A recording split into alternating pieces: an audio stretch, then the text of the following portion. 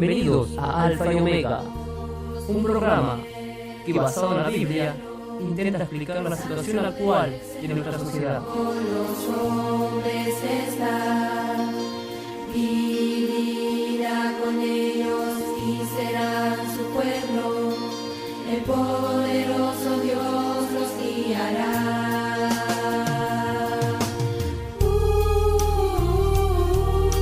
Entendiendo que dice el Señor: yo soy el Alfa y Omega, el principio y el fin, el primero y el último. Él es el Alfa y Omega, el principio y el final, el Creador, eterno Rey, mi Señor y Salvador, Mesías. Alfa y Omega, con los hermanos Eliezer Molemba y Ariel Kunkel.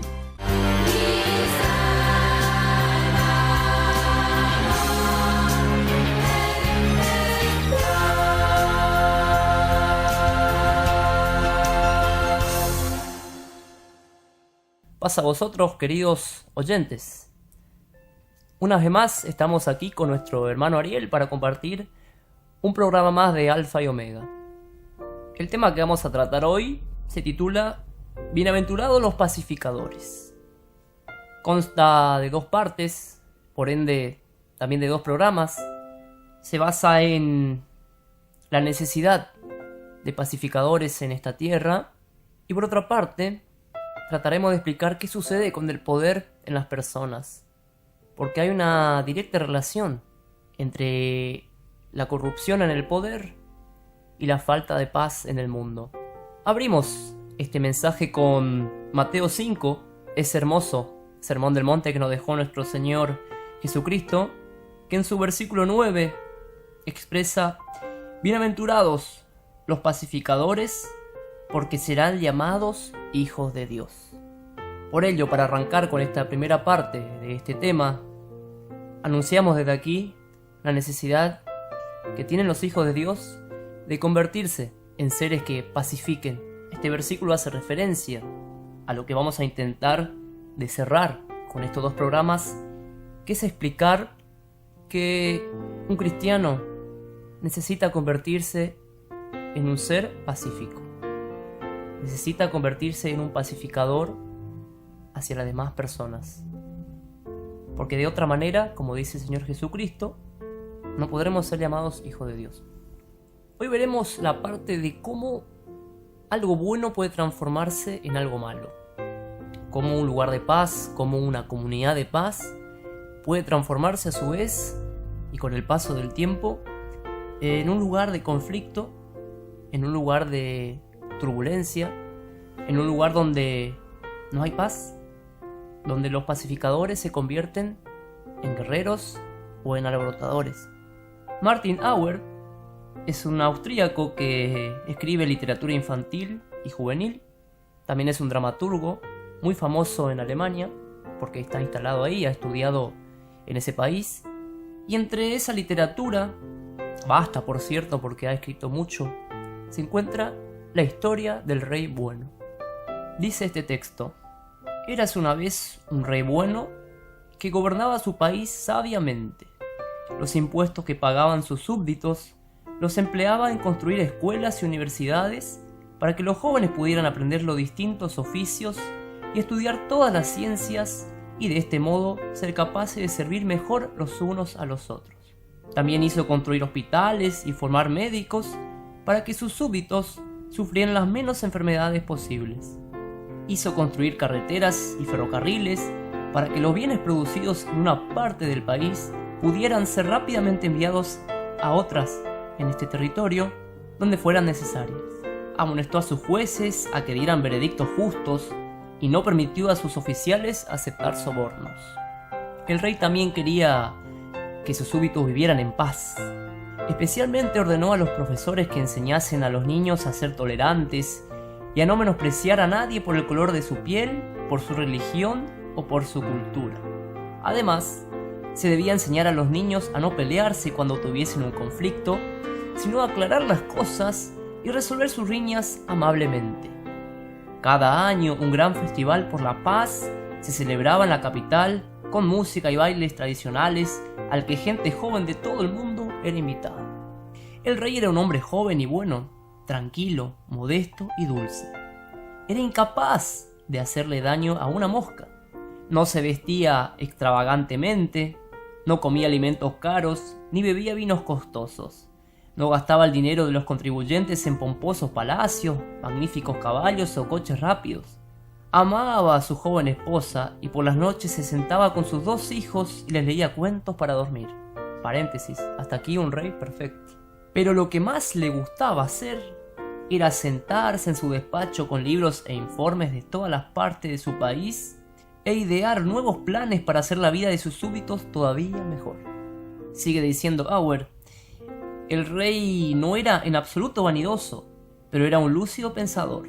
Y cuando miró los informes que tenía de todas las partes de su nación, llegó a la conclusión de que realmente estaba gobernando bien el país y de que probablemente era el mejor rey que el país hubiera podido desear. Llegó incluso a la conclusión de que nadie tenía una razón para desear otro rey a no ser que tuviese malas intenciones, y que cualquiera que desease ser rey en su lugar solo podría planear el utilizar los poderes reales con fines egoístas. Primer llamado de atención. Hasta aquí, un rey perfecto, una comunidad que funcionaba como nación. Había unidad, había respeto, cordialidad, igualdad. Pero aquí resalta un problema, quizás la historia no lo marca así. Pero llama la atención el hecho de que llega a la conclusión de que nadie tenía una razón para desear otro rey. Primera señal de alarma en esta historia. Basada así en su preocupación de que podría utilizar el otro rey todo ese poder para malas intenciones, ¿no?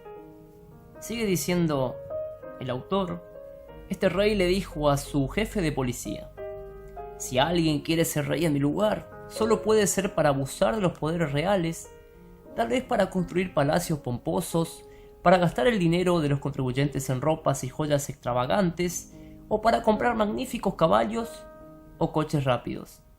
Así que por favor, cuidado con esas personas y evita que perjudiquen al reino. El jefe de la policía era un viejo amigo del rey, habían ido a la misma escuela y estudiado en la misma universidad. Él también era un buen joven que tenía muchas buenas cualidades, no odiaba a nadie, no menospreciaba a nadie porque vistiera de manera diferente, hablase otro idioma o creyese en otra religión. Pero su más destacada cualidad era ser absolutamente leal a su rey. Dijo a sus policías, tenemos un rey muy inteligente y bien intencionado que nos gobierna sabiamente. Se preocupa de nuestras escuelas y universidades, de nuestros hospitales, carreteras y ferrocarriles, de nuestros tribunales y de nuestro servicio postal. Todo esto es muy importante para nuestro país. Pero lo más importante para el bienestar de nuestro país y de sus súbditos es que nuestro rey continúe siendo rey. Segunda y tercera señal de alarma en esta historia. En primer lugar, el rey había conseguido un adepto muy fiel, que lo defendería ante cualquier situación. En segundo lugar, y como tercera señal de alarma, dice que el rey continúe siendo rey. Y queda aquellos que pensaban diferente o que no estaban conformes con el rey, ¿no? Sigue diciendo el jefe de policía, por lo tanto, ¿está al tanto de cualquiera que desee otro rey o que incluso aspire a ser rey él mismo? Cuarta señal de alarma. Cuidado con el que piense diferente. Esas personas serán enemigos del pueblo y de los que hay que deshacerse inmediatamente. Y continúa la historia. Los policías también eran gente buena, que tenían muchas cualidades, amaban a sus familias y no odiaban a nadie, pero su principal cualidad era obedecer a sus superiores. Así que estaban al tanto de personas que pudieran ser enemigos del rey y por lo tanto enemigos del pueblo. Otra señal de alarma. El que era enemigo o que pensaba diferente al rey se constituía automáticamente enemigo de los habitantes de ese territorio. Cuando veían a alguien que decía, bueno, el hospital nuevo es algo muy bueno, pero debería tener una sala de maternidad más grande, ellos sospechaban que criticaran al rey e inmediatamente los arrestaban. Otra señal, no soportaba la crítica. Después de un tiempo, algunos empezaron a quejarse más seriamente diciendo que la policía no debería arrestar a personas solo por tener una opinión diferente sobre hospitales o escuelas. Por supuesto, estas personas eran tratadas con más dureza incluso. Eran enviados a las mazmorras más profundas y sus juicios no se desarrollaban en público. Otra señal de alarma aquí: juicios secretos, injustos y un castigo elevado para el crimen, entre comillas, que estaban cometiendo estas personas. La gente corriente no debía enterarse de que había tantas personas criticando el comportamiento de la policía. Y si alguien trataba de resistirse a ser arrestado, la policía no podía evitar usar la fuerza incluso aunque esto no les gustase. Otra señal de alarma: en un lugar donde había paz, cordialidad, tranquilidad, se comienza a usar la fuerza. Los amigos y familiares de las personas desaparecidas continuaban haciendo preguntas, por lo que el rey hizo una ley en la que prohibía criticar las acciones de las policías. Otra señal: estaba sancionando leyes bastante injustas. A los periódicos no se les permitía escribir sobre los arrestos o sobre las personas que habían desaparecido. Entre la población, las opiniones eran diversas. Algunos pensaban que la policía tenía el derecho de vigilar la seguridad del rey, ya que, después de todo, era un rey bueno que gobernaba sabiamente el país. Pero otros pensaban que era injusto arrestar a personas y meterlas en las más profundas mazmorras sin siquiera un juicio público. También se quejaban de que en la actualidad el rey gastaba más dinero en policía que en escuelas, hospitales y carreteras. Y algunos pensaban seriamente que ahora el rey debería ser reemplazado por otra persona. Otra señal: comenzó a gastar el dinero de los impuestos del pueblo en luchar contra su propio pueblo. Cuando algunas de esas personas fueron arrestadas, el jefe de la policía pensó que eran demasiado peligrosas como para dejarlas vivas, aún incluso en las más profundas mazmorras. Aunque era muy reacio a derramar sangre, su lealtad al rey exigía que hiciese matar a esos cabecillas. No lo hizo él mismo, sino que ordenó a sus policías más leales que lo hicieran. Los policías, que estaban acostumbrados a obedecer órdenes, no cuestionaron esta decisión. Ellos solo cumplieron con su deber. Pasamos a un nivel superior de alerta. Aquí el rey estaba utilizando a los policías, a sus personas más leales, contra su población, y ya no solamente los arrestaba, sino también derramaba sangre. Podemos decir que pasamos de un estado de alerta amarilla, como es las pequeñas críticas que tenía este rey, que los policías tomaban nota, pasamos luego a un alerta naranja, donde estas personas eran arrestadas y castigadas, no digo duramente, pero con severidad. Y luego pasamos a una alerta roja, a emergencia nacional, podemos decir, porque ya derramaba sangre, ya se castigaba muy duramente a casi cualquier cosa. Y el rey, que era tan bueno, termina derramando sangre y malgastando los impuestos de la sociedad. Por supuesto. Entonces la gente empezó a temer por sus vidas, y muchos de los que se oponían a la forma en que el país era gobernado huyeron a países vecinos. El famoso exilio, ¿no? Y es fácil adivinar, Ariel, lo que pasó después. El jefe de la policía temió que las personas que se oponían al rey se reuniesen en los países vecinos, levantasen un ejército y volvieran para conquistar el país y derrocar al rey. Así que se gastó incluso más dinero de los contribuyentes en fortalecer al ejército, comprar más armas y contratar más agentes de servicio secreto que espiasen a los países vecinos. Y por supuesto, los países vecinos empezaron a tener miedo y se prepararon para defenderse. Así que un día el rey bueno no tuvo otra opción que declarar la guerra a sus vecinos. El fiel jefe de policía no tuvo otra opción que llevar al ejército a batalla. Y todos los hombres buenos, a los que se les había enseñado a ser tolerantes y respetuosos, acordémonos de la educación que tenían desde las escuelas, se promovía la cooperación, la solidaridad, a no ser injustos.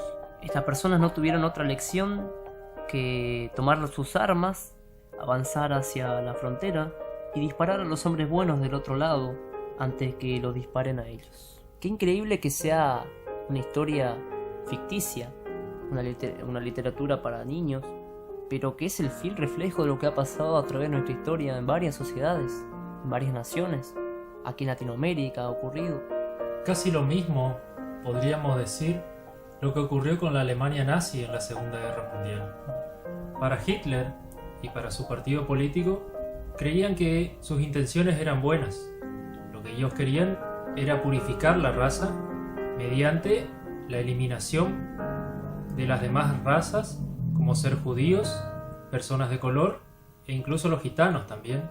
Y en ese pensamiento de eliminar a la raza más débil y tener así la raza fuerte, cometió el mayor genocidio que se haya registrado en la historia de la humanidad.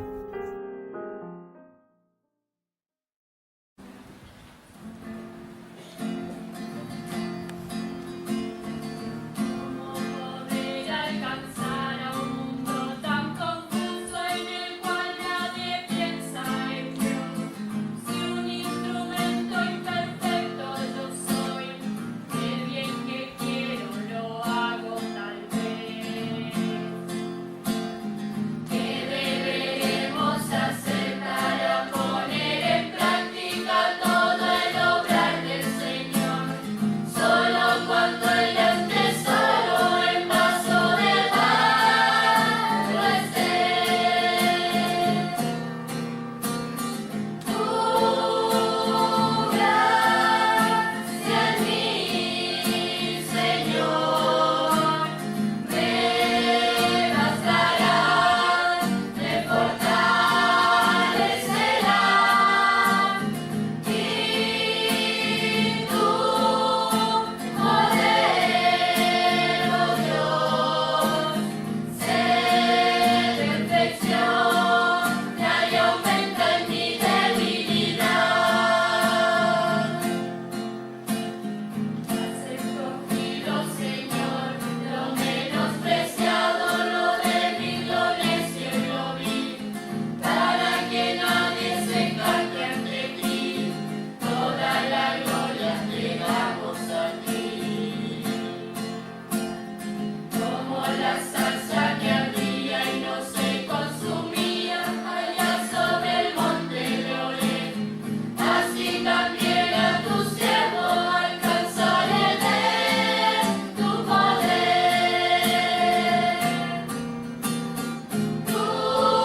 Tu gracia en mí, Señor, me bastará, me fortalecerá.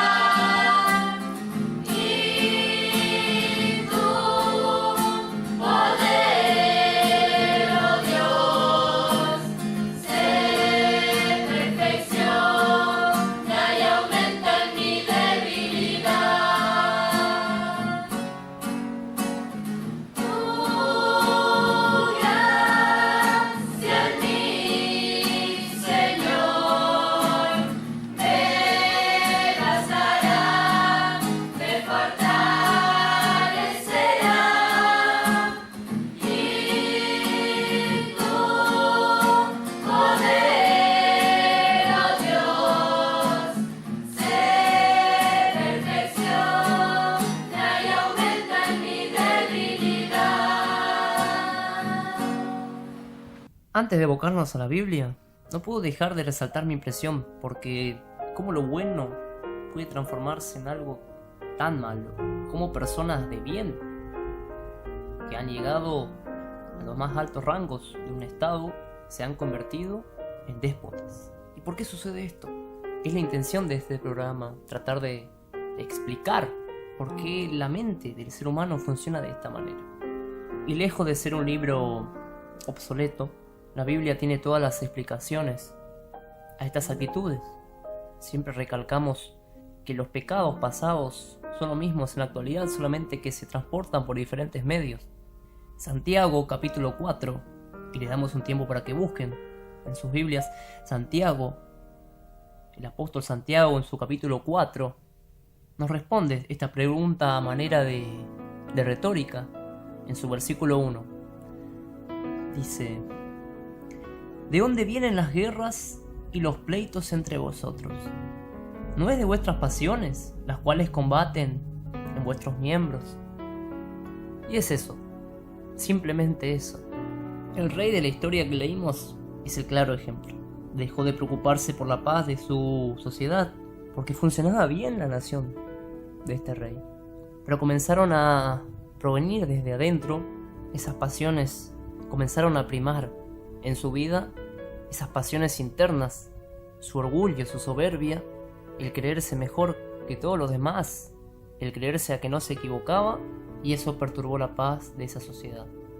Aquí no había problemas, había progreso, había desarrollo, nuevamente repetimos, había cordialidad entre los miembros de esa sociedad, pero comenzó a primar las personalidades, los caudillos, y es lo que pasa en la actualidad. Miremos a nuestro alrededor, a una sociedad individualista, donde esperamos que una persona sea el que tome la bandera y nos salve de todas las cosas que suceden a nuestro alrededor. El problema de esto, más grave aún, que ocurra esto en la sociedad, es cuando este problema se traslada desde la sociedad a las iglesias. Cuando al Señor Jesucristo le preguntaban ¿quién va a ser el primero? El Señor Jesús le daba el mensaje de que para ser el mayor primero había que servir. Entonces, en una iglesia no debe haber diferencias entre los hermanos, no debe haber diferencias entre los líderes y no líderes, no debe haber diferencias entre los que tienen un cargo y los que no. Como lo dijo el apóstol Pablo, hay diferentes miembros en un cuerpo, es decir, nosotros somos los miembros de este cuerpo que es la iglesia, de diferentes dones, capacidades, que la iglesia debe saber administrar para aquel propósito que es el crecimiento y la salvación. Y ningún don es mayor que otro. Dictum de Acton, una frase acuñada ya en el año 1887 por Lord Acton, un historiador y político inglés, y la habrán escuchado mencionar muchas veces. Y es real, y es tan actual como todo lo que está escrito en la Biblia. Volvemos a insistir, mismos problemas, diferentes medios, pero son los mismos pecados. Este historiador decía, el poder corrompe y el poder absoluto corrompe absolutamente. Han pasado más de 120 años y todavía esa frase sigue vigente.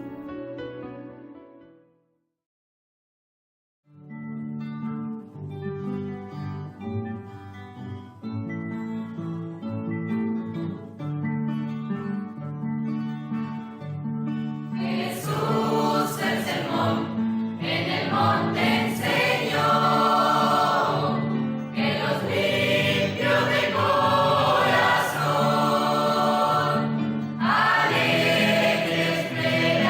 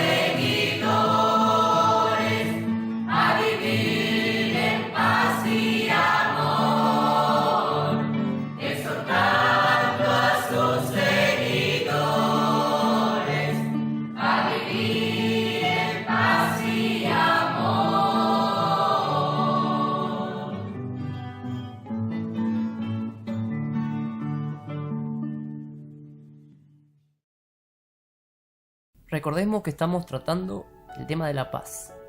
¿Cómo se puede perturbar la paz?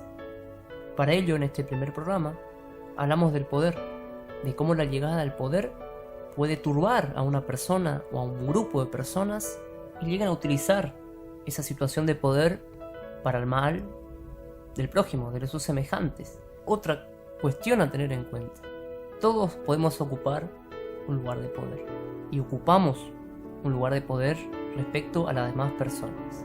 Una persona que está detrás de un mostrador vendiéndote algo está ocupando una posición de poder. Una persona que está en una oficina pública y es encargada de resolver los problemas de la sociedad está ocupando una posición de poder.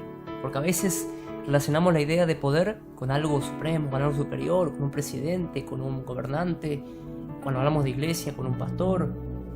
Pero aquí el poder es tener injerencia sobre algo a la que la otra persona no puede alcanzar.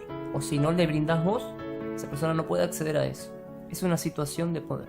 En fin, existen diferentes situaciones de poder. Dijimos, ocurre ahora, ocurrió una historia. Situaciones parecidas con personajes diferentes. Primera Reyes 12, y sobre eso vamos a tratar específicamente este tema en un próximo programa, porque es una historia muy interesante. Y es necesario dedicarle un programa a este tema porque marca la división entre el reino de Israel y el reino de Judá. Por pequeñas cuestiones de poder se perturbó la paz en Israel. Si han buscado ya Primera Reyes, en su capítulo 12, dice: Roboam fue a Siquem porque todo Israel había ido allí para hacerlo rey. Roboam era el hijo de Salomón. Salomón había muerto. El heredero al trono directo era Roboam. Aconteció que lo supo Jeroboam, hijo de Nabat, que aún estaba en Egipto, a donde había huido del rey Salomón y donde vivía. Enviaron a llamarlo, y él se presentó con toda la congregación de Israel, y le dijeron a Roboam: tu padre agravó nuestro yugo.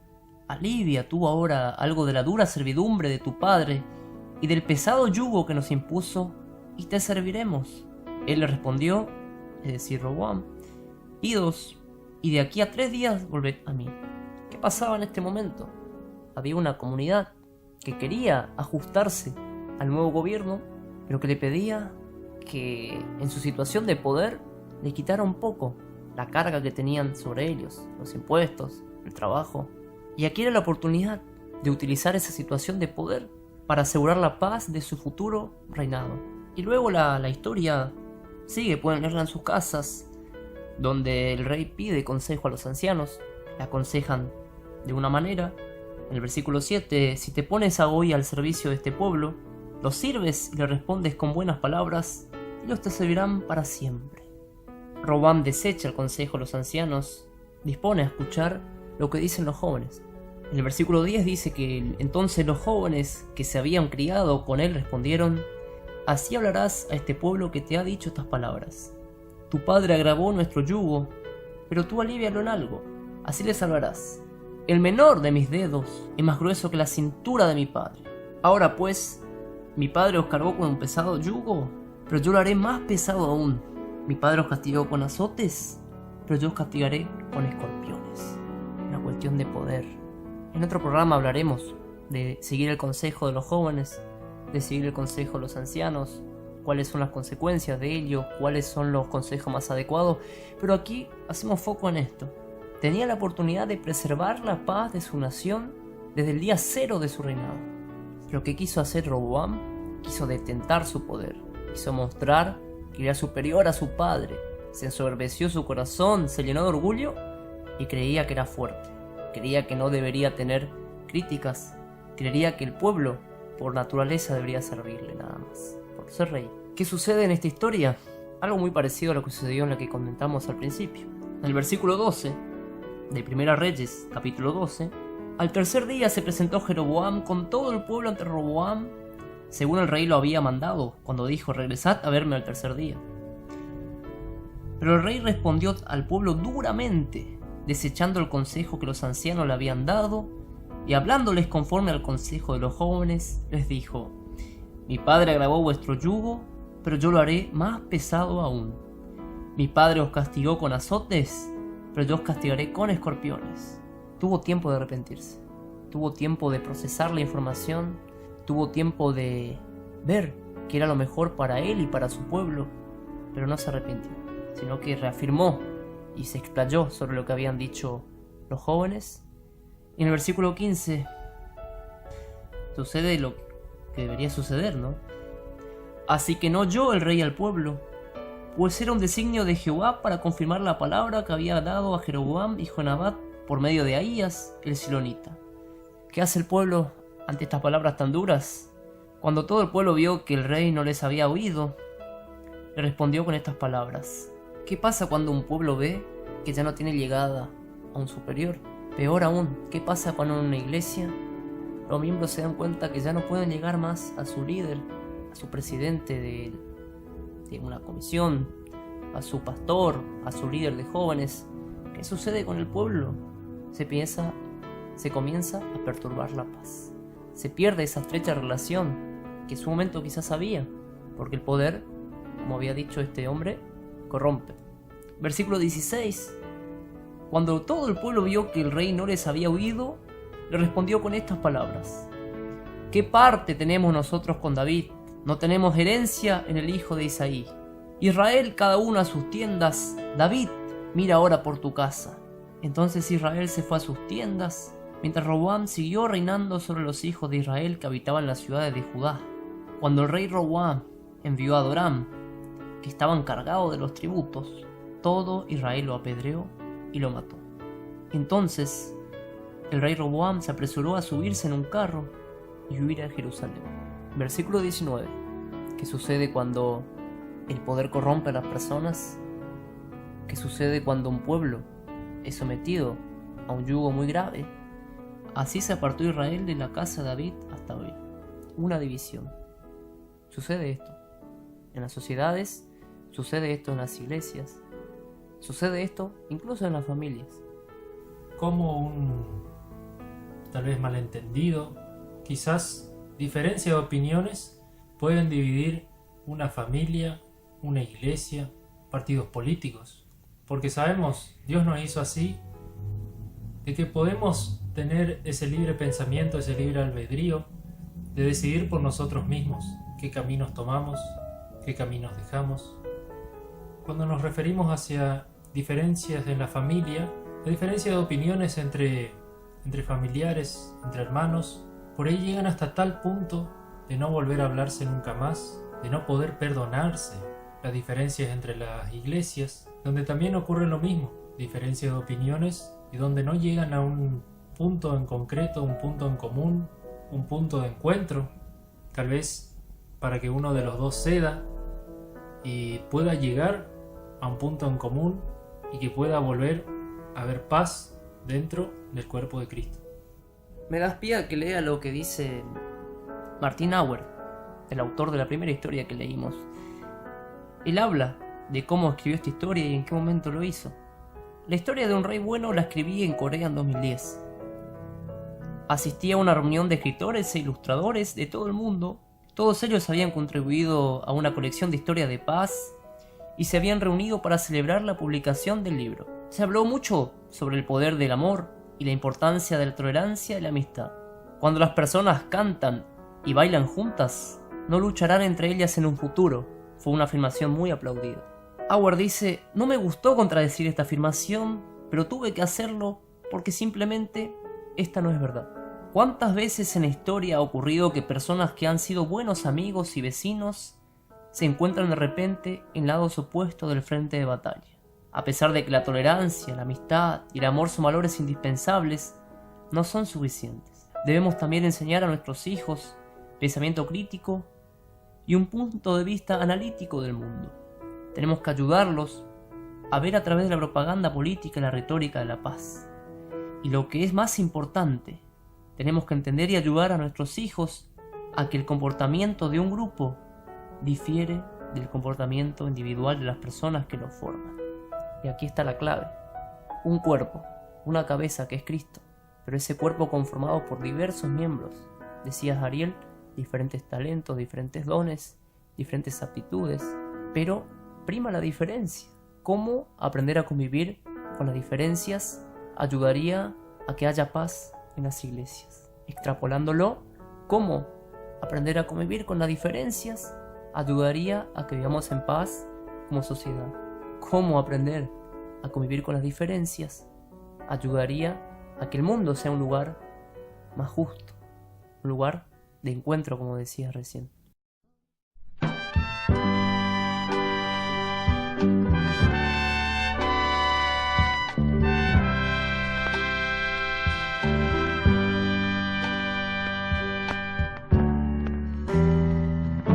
En el fondo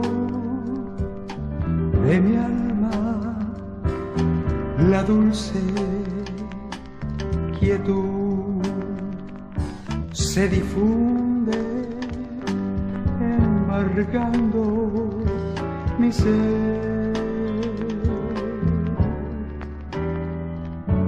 Esa paz infinita que solo podrán los amados de Dios obtener.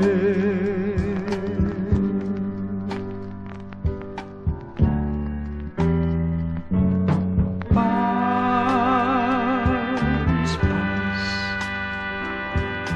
cuando se paz es aquella que el Padre me da. Yo le ruego que inunde por siempre mi ser en sus ondas de amor celestial.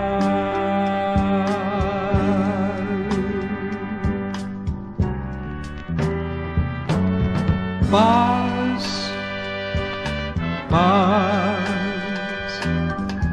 cuando se paz es aquella que mi Padre me da. Yo le ruego que inunde por siempre mi ser en sus ondas de amor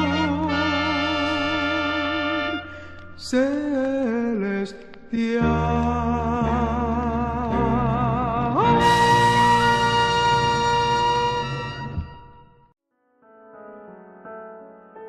Continúa el autor. Los países no empiezan a luchar porque no se gustan entre sí. No se puede utilizar la psicología para explicar el comportamiento de países, tribus, sociedades o comunidades religiosas, porque tales organizaciones están compuestas de muchos individuos con diferente psicología, diferente visión del mundo, intereses diferentes y un conocimiento muy limitado de lo que los otros miembros del grupo son capaces de hacer. Y finaliza con algo muy interesante. El comportamiento del grupo es determinado por el comportamiento de todos sus miembros, pero el resultado puede ser completamente diferente de lo que cualquier miembro del grupo individualmente haya intentado alcanzar. Como ejemplo, escribió la historia que hemos leído. Quizás se forma como un trabalengua, pero haciendo foco en lo que dice aquí. El comportamiento del grupo, sociedad, iglesia, familia, es determinado por el comportamiento de todos sus miembros, seres individuales dentro de ese grupo, y dice que el resultado puede ser completamente diferente de lo que cualquier miembro, cualquier persona, cualquier individuo haya intentado alcanzar. Es decir, cuántas cosas se pueden lograr en grupo, cuántas cosas se pueden lograr, cuántos objetivos se podrían alcanzar si se trabajara en grupo. La importancia de la comunión en las iglesias, la importancia de aprender a convivir con nuestras diferencias. Y a esto también podemos llevarlo al matrimonio, donde es mucho más fácil conseguir los objetivos y las metas de a dos que tratando de hacerlo uno mismo, porque por ello Dios creó a hombres y a mujeres, para que éstos no permanezcan solos, sino que se unan en sagrado matrimonio como Él lo estableció, y de allí ir consiguiendo, ir proponiéndose diferentes objetivos, diferentes metas, diferentes proyectos para poder llevarlo a cabo en este corto tiempo que tenemos en este mundo. Contrariamente, Ariel, a todo lo que ocurre hoy, personas cada vez están más solas. Vamos a hablar en un programa acerca de la soledad. Como puede haber más de 7.000 millones de personas en el mundo, y aún así hay individuos que se sienten solos. Cada vez hay menos parejas que se comprometen en matrimonio. Cada vez las iglesias se dividen más. Cada vez las sociedades se pelean más entre ellas. Cada vez hay más guerras entre diferentes países. Conflicto de intereses, conflicto de poder. Muy actual lo que dice Santiago 4. Leemos nuevamente lo que hemos expresado hoy al comienzo. Santiago capítulo 4, versículo 2 en este caso. Y es hasta gracioso de que digan que la Biblia no tiene vigencia en la actualidad, porque trata temas muy actuales. Codiciáis y no tenéis, matáis y ardéis de envidia, y nada podéis alcanzar. Combatís y lucháis, pero no tenéis lo que deseáis. Y Santiago 4 nos invita a escuchar el siguiente programa, porque abre el tema que vamos a tratar, que es dónde podemos encontrar la paz. Escucharemos en el próximo programa. La Biblia claramente nos habla de que no nos preocupemos por las cosas materiales, porque dice que Dios sabe que tenemos necesidad de ellas y nos incita a buscar las cosas de arriba, algo superior, algo supremo como es la paz, porque sabemos que las demás vendrán por añadidura. Sigue diciendo en Santiago que no tenemos lo que deseamos porque no pedís, dice. Versículo 3, pedís, pero no recibís porque pedís mal. Vamos a hablar acerca de la paz, de dónde buscar la paz y de la importancia de no ensoberbecerse con el poder, de no utilizar la situación de poder para hacer el mal a nuestros semejantes. Dios resiste a los soberbios y da gracia a los humildes, en su versículo 6, Santiago 4. Busquemos la paz. Y nos despedimos con Juan 14, que responde la pregunta de dónde viene la paz, cómo buscar la paz, cómo convivir con nuestras diferencias en paz. El Señor Jesús nos decía en el versículo 27 de Juan 14, la paz os dejo y paz os doy. Gracias, amigos. Dios de Abraham, de Isaac y de Jacob, Dios nuestro, gracias por una oportunidad más que nos ha regalado de reunirnos aquí con nuestro hermano Ariel para disfrutar de tu palabra, para saborearla y para relacionarla con las cosas que suceden a nuestro alrededor. Gracias por demostrarnos que las personas se corrompen con el poder. Gracias por demostrarnos que debemos buscar la paz si queremos ser llamados tus hijos. Gracias por la audiencia, gracias por este programa, y te pedimos que nos acompañes a nosotros y a todos los que nos escuchan a seguir adelante, mejorando nuestra vida, mejorando nuestros pensamientos y mejorando como comunidad, como iglesia, como sociedad, como país. Amén.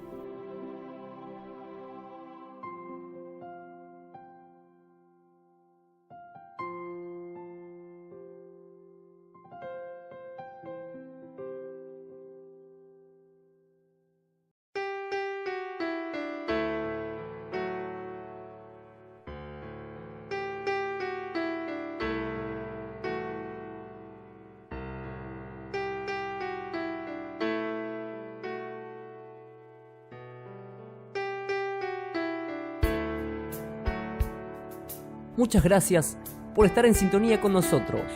Los esperamos en el próximo programa de Alfa y Omega.